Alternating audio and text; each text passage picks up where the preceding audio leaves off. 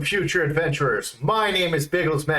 I will be guiding you on your journey today into the four-cornered world. In this first video, we will focus on classes. Unlike most tabletop role-playing games that I have played, your class is not who you are, it's just a small part. In Goblin Slayer Tabletop RPG, your class is the tool to make your ideal character. I'll show you how to utilize that tool. Let's start by breaking down how the classes work in the four-cornered worlds. Classes do not rely on your adventure levels like they do in other TRPGs. In fact, you can start with level 3 of one class with the proper background while still being at adventure level 1. In order to raise your class level, you'll need to spend experience points you earn on successful missions. More on this later. Classes can be broken down into two categories: fighter types and spellcaster types. Fighting types are trained with weapon combat, while the spellcasters are trained with spells. I know, it's pretty basic. Fighter types are broken into 4 classes. You have Fighter, Ranger, Scout, and the Monk class. Here's what I first think about when I hear each class. Fighter, I think of a foot soldier, armored up and geared with a melee weapon. A Ranger, range weapons and a stealth through the wilderness. Scout, someone who explores ahead and can quickly kill using stealth to not be detected. A Monk, a trained hand-to-hand combat expert. In Goblin Slayer, they are similar to what comes to mind right away. Let's start with the fighter class. Why would we pick a fighter? Well, if you like melee combat and tanking, the fighter's the way to go. They're able to wear all types of armor and shields while wielding all melee weapons. For every level you put into your fighter, you'll get a +1 to your melee, your block, and your dodge checks. Fighters are also strong, so they would get a +1 per level on checks that require strength, movement obstruction resistance, strength, escapes, and climb checks that involve your muscles. With fighters being physically intimidating, they also get a +1 per level in provoke checks. Next, we have the Ranger class. Rangers in this game use bows and throwing weapons to get the job done. They will get a bonus in range attacks for every level of Ranger they have. They wear light armor and they are made more for quick movements than brute force. This gives them a bonus in jumping, climbing, and acrobatics. They are not trained in melee combat, so they don't get a bonus to melee, dodge, and block checks. With them having a familiarity to the woods, Rangers have bonus in observation, sixth sense, stealth, handiwork, which is disarming traps. Rangers can also hear their allies using first aid kits. The Scout class. This class is a stealth and exploration class. Because of that, you have sixth sense, observation, and handiwork check bonuses. They use light armor and light weapons. They can dodge, block, melee, and use throw weapons. They are very quick, like the Rangers, which allow them to jump, climb, and use acrobatics. They are tough to hold down, so they get a bonus in movement resistance. Want to fight with your fists? The last fighter class is for you.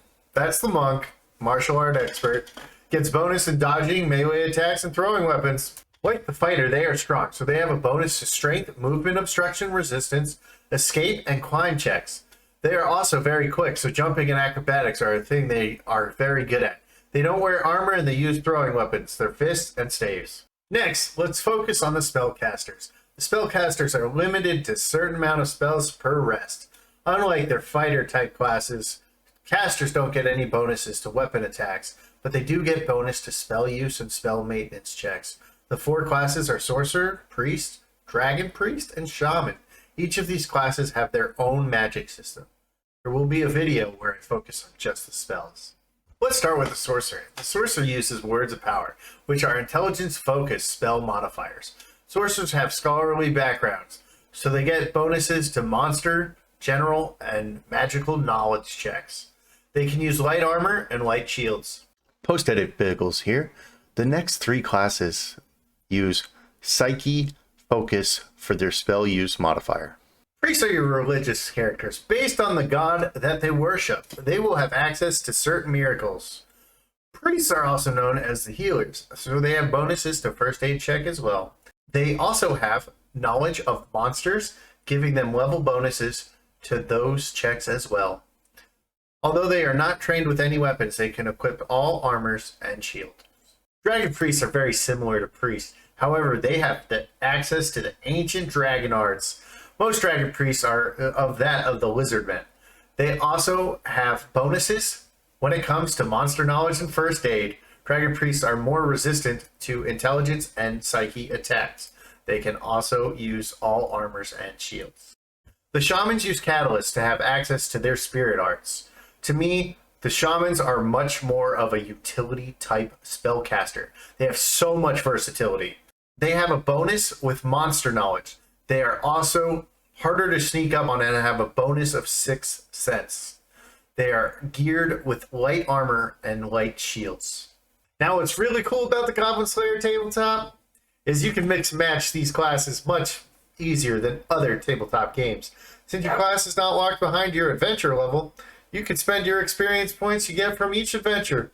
After the 2nd level for each class, the price of the experience price goes up to the next level. If you wanted to, you could have 4 level 1 classes when you create your character.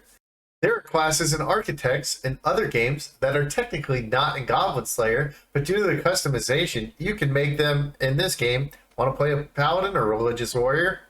Well, you can build your fighter and your priest same time.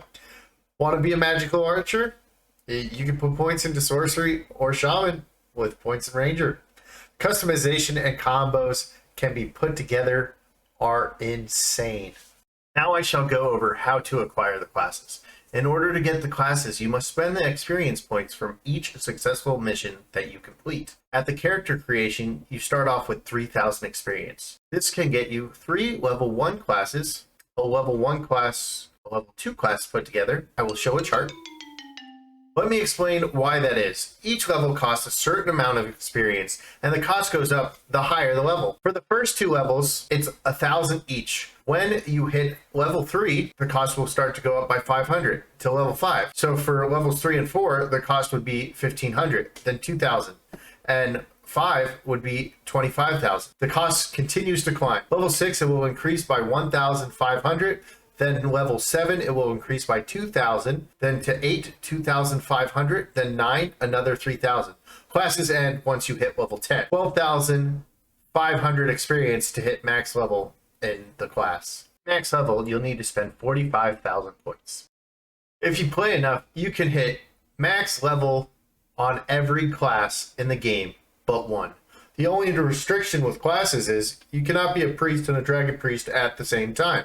The lore in the game will not allow this. The god or your ancestor will not allow you to pray to more than one at the same time. Make sure you pick wisely. I personally like dragon priest better because I like summon dragon tooth warriors, but hey, that's just me. Regular priests are pretty strong as well. In the book, it will tell you tips for picking classes. Find a class that fits your play style. If you want to be a bowman, you're going to want to go ranger. But if you want to also have a little bit of melee combat in that as well, go ranger scout. With origins, which we'll go over in the race video, you'll be able to get, at the very beginning, you'll be able to get a level 2 ranger with a level 2 scout. If you want a spellcaster, look at which spells interest you the most. We'll go over spells later in another video. That's everything I have for you today in my class video. If you have any questions or anything related to Goblin Slayer Tabletop, please leave a comment down below. I'll do my best to answer it. If you're looking to try the game or you want to see how it's played, I do a stream over on Twitch at 7:30 Eastern PM. Come check it out, and the link will be in the description. Thank you so much, and I will see you next time. Make sure to like, comment, subscribe, and even follow my Twitch.